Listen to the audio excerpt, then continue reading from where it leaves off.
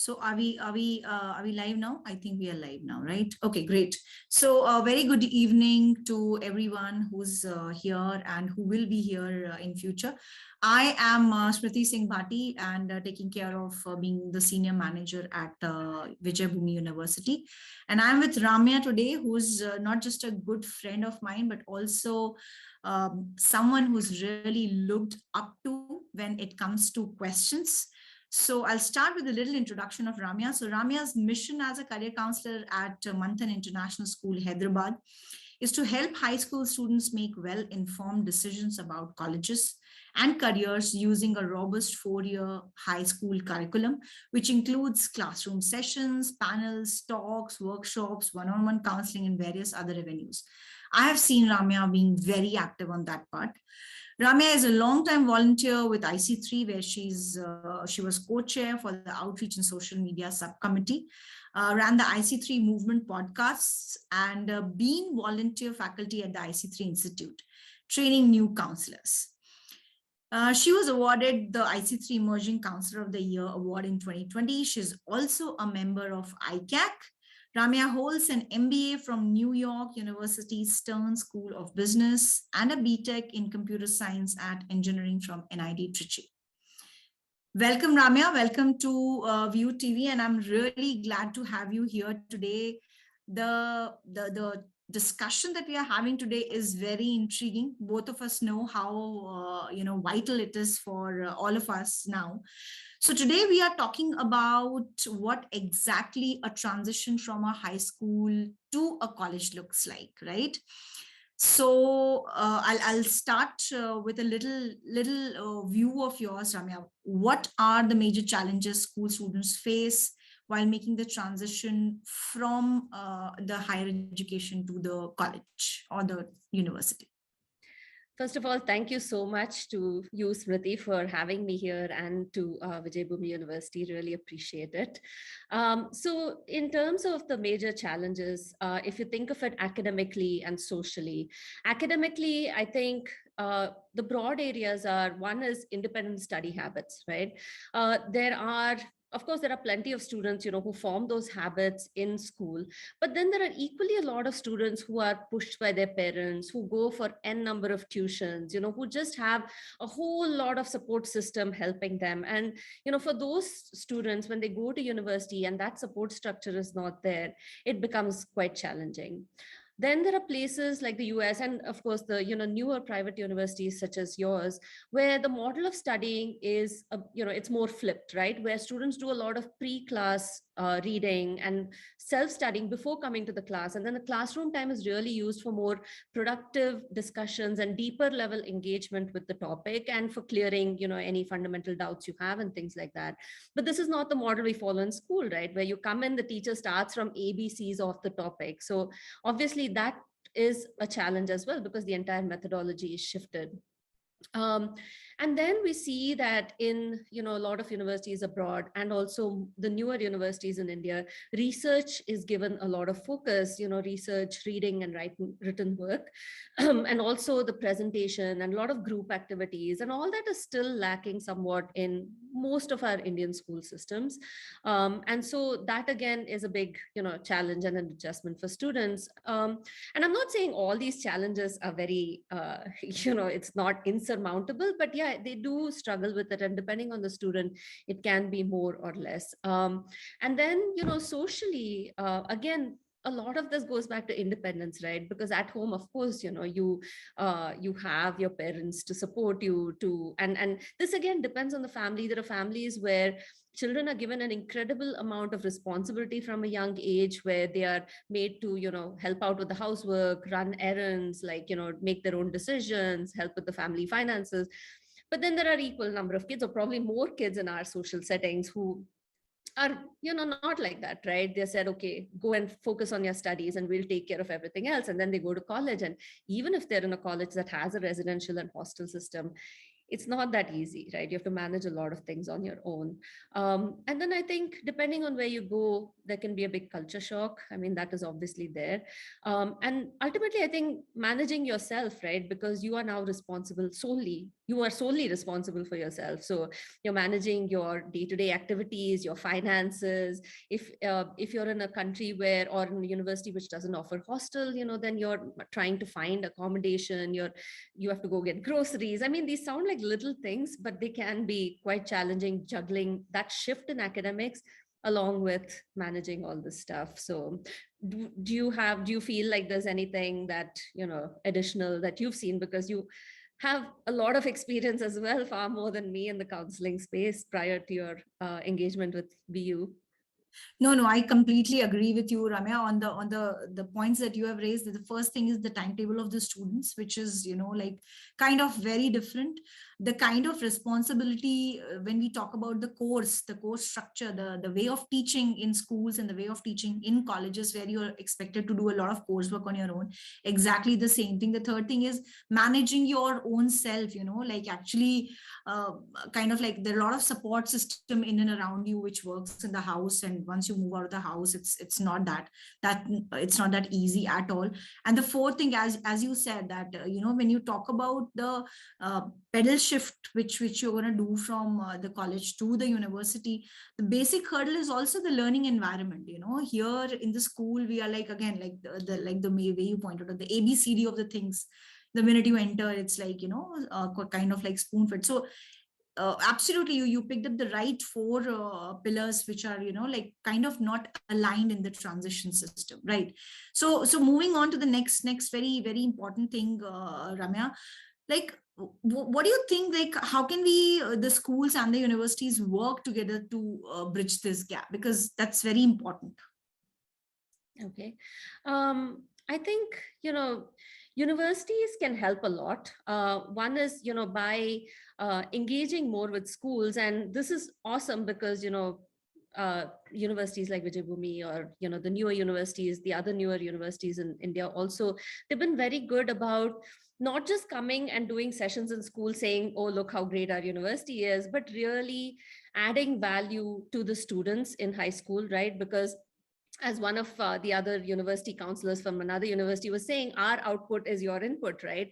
And so it is good for you if you engage early on with us, to one is, as we're talking, because this the focus of this topic is more about the transition, bring your students, right? Bring your students to our schools so that our high school kids can hear from college students that what are the challenges they faced in, what are the adjustments that they had to make, and how can current high school students start making some of those adjustments, or start at least thinking about how to ease their own transition to college so that it's easier.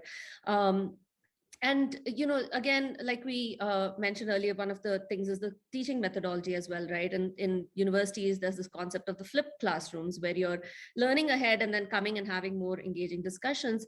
So professors can come to school and talk not just to students, which itself is awesome, but professors can come and engage with our teachers as well periodically to help us understand, okay, this is the way things are being taught in college. Because let's all face it, right? The way we learned in college is probably very different from way things are being taught today in college. Because when we were in college, it was still very much like school, that it's, you go to class and then you learn and then you take an exam. But the newer colleges and more of, with more, especially on the international school side, we see obviously more students are going abroad. So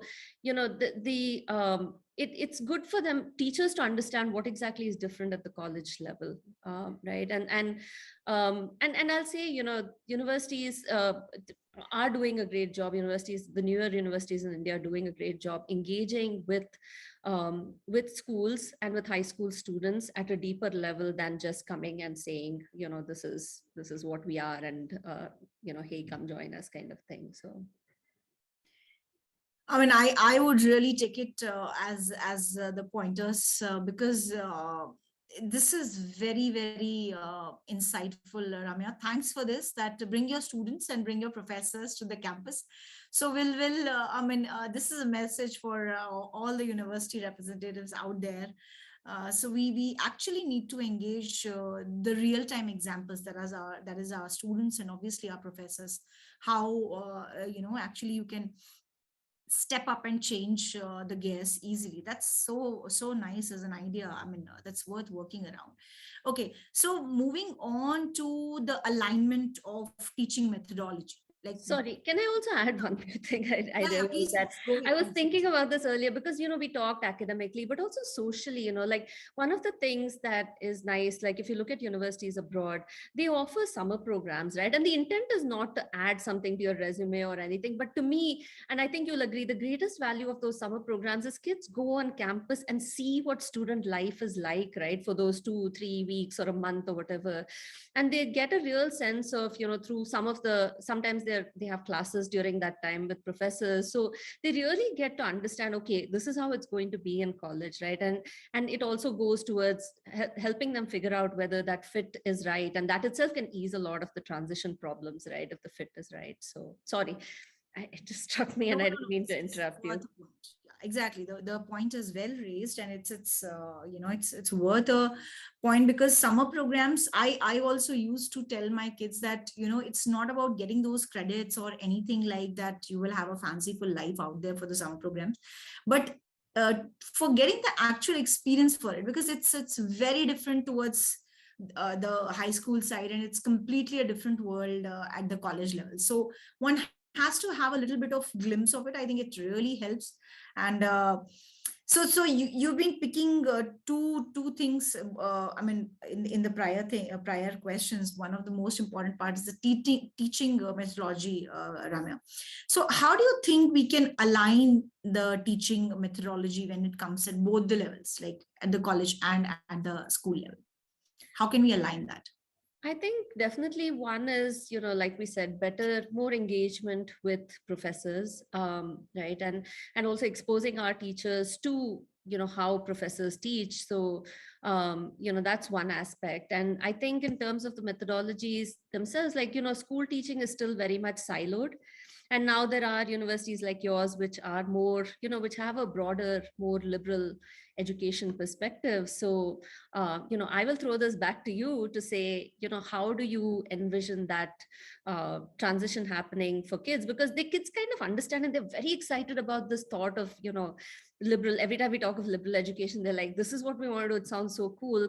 But they have no exposure to it at school, right? Because biology is taught just as biology, physics is taught just as physics. Like there's no interplay of that. So I would love to hear from the university side how you think those things can be a little, better aligned. So I think, Ramya, it's that it's high time that we bring the element of self discovery in everyone's life. I mean, what happens in this journey is that, forget about a major or a minor or a degree or a profession or a career, but if we actually kind of like engrave this in the system, that you are towards a journey of self discovery with the subjects, because every time all these subjects that we are studying in the school, somehow we will both relate to it, right? There must be one subject that will relate to, will say that this is my subject, or what I really wanted to say, like, okay, this is my subject. It might be anything, but that subject leads you towards more of your type. You come to know more about yourself through that subject. So the first thing is that it's high time that, towards this side of the school, rather than just burdening them with a particular lineup of subjects, as in this A B C, and then another group is XYZ, and then the last group is this. It's time to actually distort the entire ABC and XYZ. Let A be with X, and this kind of a combination, like literally interdisciplinary, and a lot of permutation combination available on the subject part. And then finally, it has to be let loose, like let loose in the sense that the child has to actually go and explore and be on the journey of self discovery. I think it'll really help both the sides to understand, because at the college level also, when the students reach, I think they are indecisive about, or they don't have the understanding what do they actually want to do. We know about it. So I think self discovery and the marriages of all these subjects. I mean, finally, a lot of relationships, new relationships established in subjects would help us all. It's the call of the hour, I think. Absolutely. right?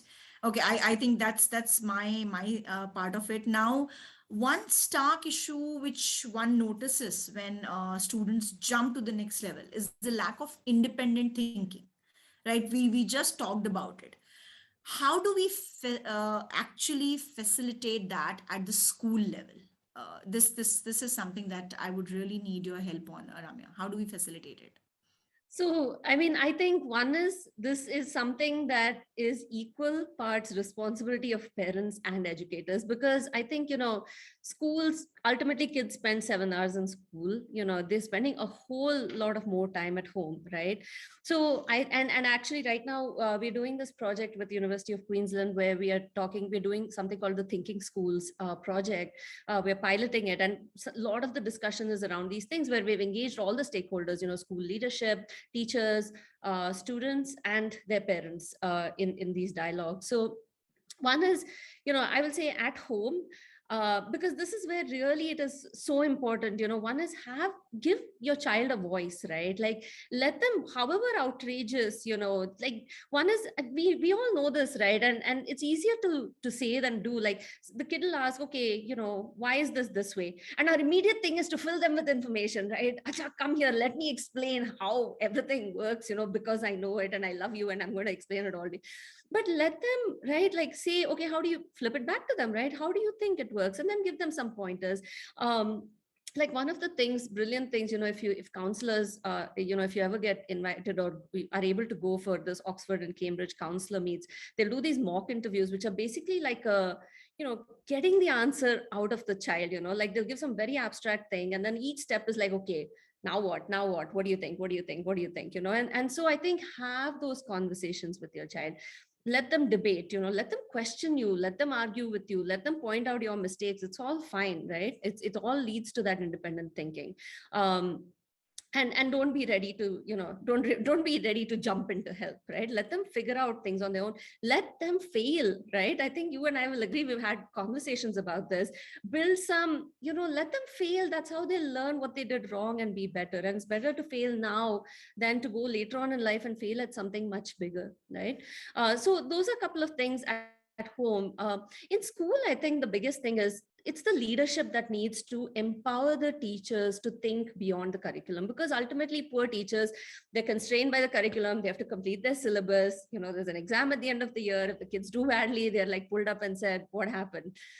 So one of the things I was thinking of the other day, Google as a company has this amazing thing where I don't know if it's 15% or 10% of every employee's time is used on passion projects, right? Now, certain curricula like the IB curricula do this. They have kids pursue a passion project, but give this freedom to everyone, even your teachers. Give them a certain percentage of time within school hours, because on their own nobody is going to go home and do it, because for everybody, they have family responsibilities and things. In your school, find time, maybe extend your day a little bit. Give teachers that little bit of extra time to work on their own passion project, right? Which could be a research project that they are maybe particularly keen on some topic.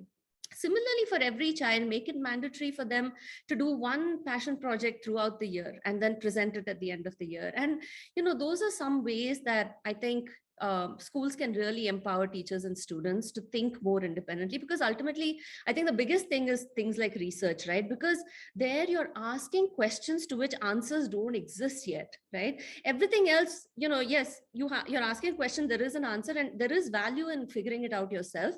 But then that next level of questioning something to which an answer doesn't exist, that's where the true independent thinking lies. And yes, you'll fail, you won't always be able to answer it, but that process itself is really valuable. So, and this is again where universities can help, right?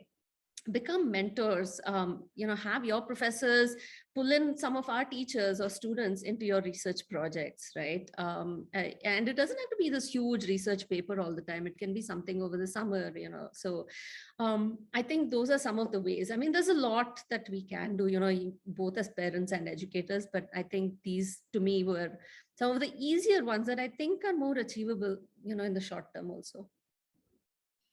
So the failure factor, the first thing I'll take a note of it, the failure factor, and the second thing is the passion project.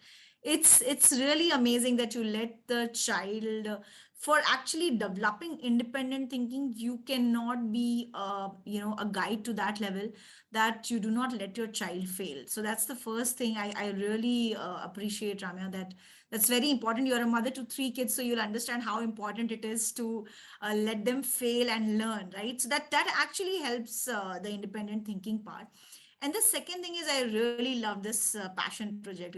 I would love to be a part of it, because there are still certain things which are like I still feel that I do want to do, but there's someone who's not engaging me. So I think it's nice to be engaging schools and stakeholders in a passion project. It sounds really very inviting. Sounds very kind of like, you can do in academia, you can do something from this, and kind of like work around it. Thank you so much for this insight, Ramya. So my next like question is actually completely dependent on your experience as a school counselor, that how can one work with students to help them take the leap easily, although we know that there are certain gaps in this bridge, but still, how do we make the transition smooth enough for the kids? Right. I think some of the things, it's about, like we said, building those habits early on, right? We talked a lot about independence. So as a counselor, it's important to emphasize to students the value of being more independent.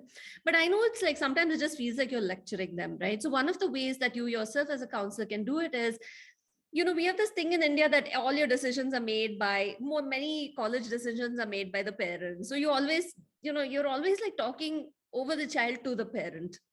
So one of the things that many US college one of my students, sorry, I know we're running a little out of time, but I'll just say this. One of my students, one of the first ones who went to the US after 10th year, I was talking to him about the challenges. He said, ma'am, you won't believe, I went there with my parents to meet the counselor there. She didn't even look at them, she just looked at me and kept talking. And that would not happen here, right? I think to a large extent, we know how involved Indian parents are with their child's education, and that's fine. But we do have that tendency, the child will be sitting there in the corner and the parents will be asking all the questions. And so there's tangible things we can do, right, in terms of that. And then similarly, like make them responsible for their own things, right? So a lot of times they'll be like, oh, I don't know my parents, my mom, my dad, this, like, okay, be independent. The second is, I think, very important, is that the better the fit, right? In the counseling community, we talk a lot about the best fit university. And I think really the better the fit, the easier that transition will be for students. So as a counselor, it's really important that we understand the student and we understand the university as well, which is where, again, the university engagement comes in, right? So I know, like, we use stands for certain things, and I will, if I don't know, then I'll call you up, Smriti, and say, hey, I have the student. Do you think he or she will be a good fit for your university? This is what they are, and what do you think? So I think as a counselor, we really need to make sure we are engaging with our university colleagues to understand the university, and then understand the student, and then help them make that fit properly, right? And um, there was one more thing and I lost my train of thought, but basically, I mean, this is what it is, right? So fit is a big thing. So Exactly. I mean, and you've already touched base with the next question, which I was about to put up. But definitely on this part, when we talk about the leap and making it easier, parents have to be there as an understanding that this is what we want to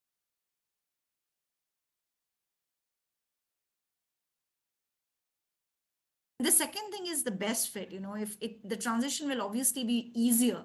So if I want to study engineering and I land up in engineering, that'll be far more easier rather than me studying something else. So that's both the points are very valid, Ramya. So like, when we talk about the wrong fitment of university, do you think it is a reason for students to be unsettled? And how can counseling departments at schools avoid this issue and counsel students better about, like, again, there's a major stakeholder which is in between, which we will be missing, and that's the parent. And I would love the parents to watch this session, but I hope so. And I think you understand from your many years as a counselor, no, as a society, we are so ingrained to think of just brand name ranking, like it doesn't matter. So, I think we do a couple of things. I mean, I try, right? It's an uphill battle, really. Sometimes I feel like that Sisyphus, carrying the rock all the way uphill, and then every day you have to carry the same rock back uphill. But so one is we do a session to debunk rankings. We do it with both parents and students.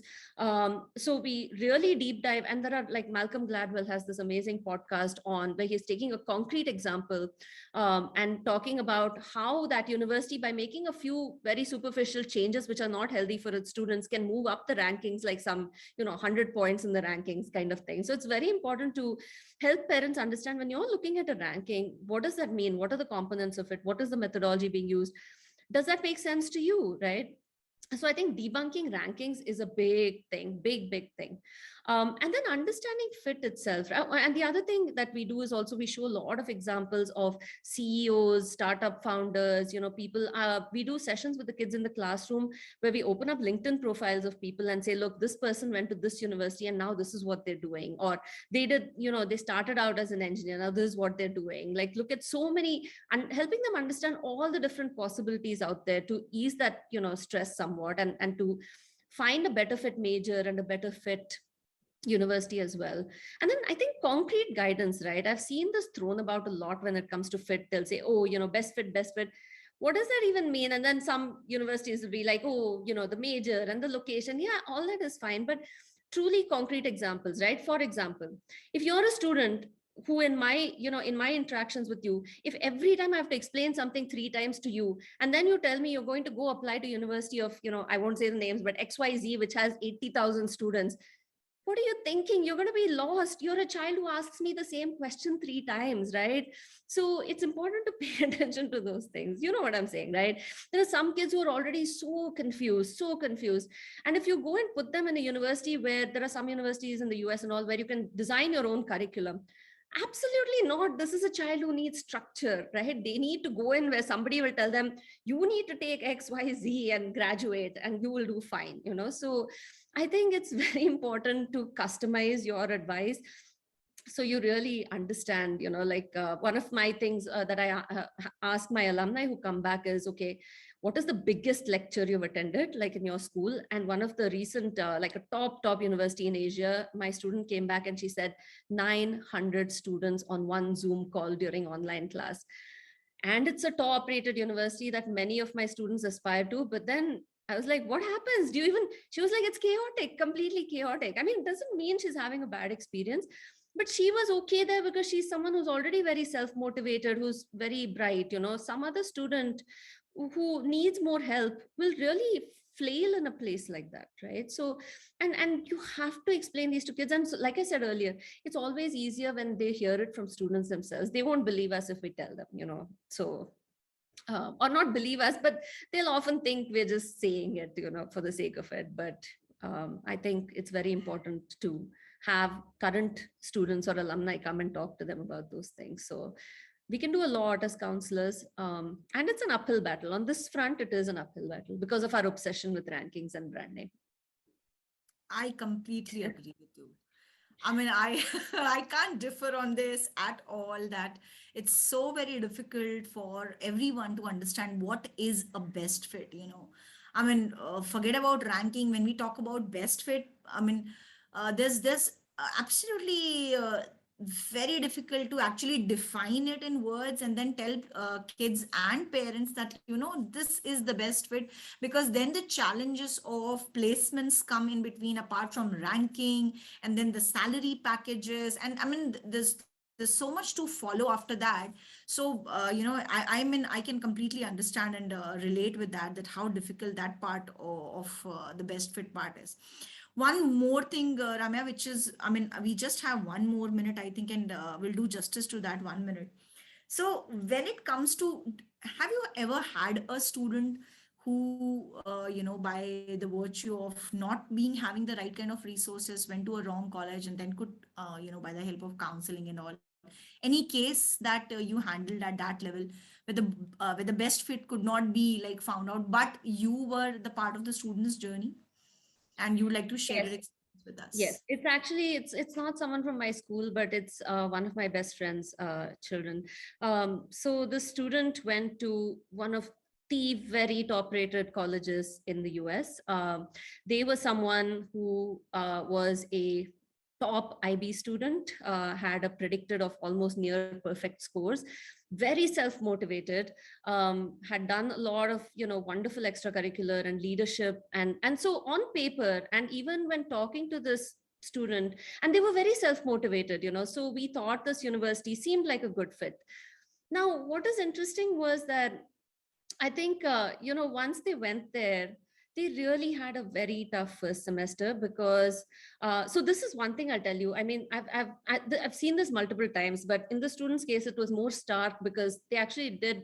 I mean, they kind of did badly that first semester because they also felt, oh, I'm a topper, I'm going to take on harder than needed course load and all that stuff. But here's what happens. One thing is, especially with the really really bright kids, right, when they go to these top universities, they have to make this mental adjustment, right, because in school they've been a topper throughout, they've been the best, and then they go to a place where everybody around them is topper from their own schools, is the best of the best. You have to make that mental, it takes a while. I mean, it took me, the college I went to was pretty competitive, and it took me that adjustment because it was like, oh god, okay, I'm no longer in the top 5 or so, I'm now in the top 15, and it sucks, but then you're like, okay, I will find my spot somewhere. And then again, with someone I was talking to, they went to like IIM Ahmedabad after going to a very premier technical institute in India, and they said how they suffered at IIM because again it was toppers from all the top colleges in India. And so what kids don't understand, and that takes you by surprise, by the way, kids don't realize that, but it is a big mental shift because now you're in a different level, like different playing field, right? It's a much higher level, much more competitive, and so finding your relative place in that new setup can be a big adjustment. So it was very interesting for me. Till then I'd never thought about my own journey and the adjustments I had to make, going from school to college, but that thing really brought it out. When I was talking to this child later and they were explaining all this stuff, I was like, yeah, it happens to everybody, and at every part of your life, right? Like if you, even if you go to a top university and then you go to a top company, there again they have picked the best of the best of the best, the creme de la creme, right? Then again it's okay, like where do I fit in this new hierarchy, right? So it's a little sad, you're constantly reminded of your relative place in the world right? And you have to make peace with that at some level. So that's a big thing for kids too, especially high achieving kids. When you go to university, that will be something that's a little surprising. So sorry, I think that's a That's bit long, but that's such a point on the transition part, because that's such a vital, I mean, statistically, quantitatively, qualitatively, the shifts that you make. One of them is how do you actually place yourself, because your social image, your confidence that you have been living with is suddenly changing. And how do you adjust at those notes? It becomes really, it's, and no one tells us. That's a surprise by which we are always taken. yes. I mean, if you really talk about it, I can actually go on and on, and we can actually continue for hours talking about I'm sure experiences. you have a lot of stories, a lot of them. Yeah, exactly. And Shivangi ma'am has also said the super host and super speaker. So Thank you, Shivangi, man. As always. thank you for being here, Ramya, and it was really great talking to you. And we would love to, pick up certain things, something which is on best fit, and we would soon do something on which is called as a best fit. And I will never forget this word, which you just raised as one of them is. Bring your students to the campus and bring your faculty. That's one thing. That's Yes. a takeaway for me. And obviously, the one thing which you have said is that, the passion project, and all of us need to engage. I think we as educators also want to live by our passion. So thank you so much, Ramya. Have a great day. And it was lovely talking to you. Likewise, as always, thank you so much for having me. Thank you. Bye bye. Bye.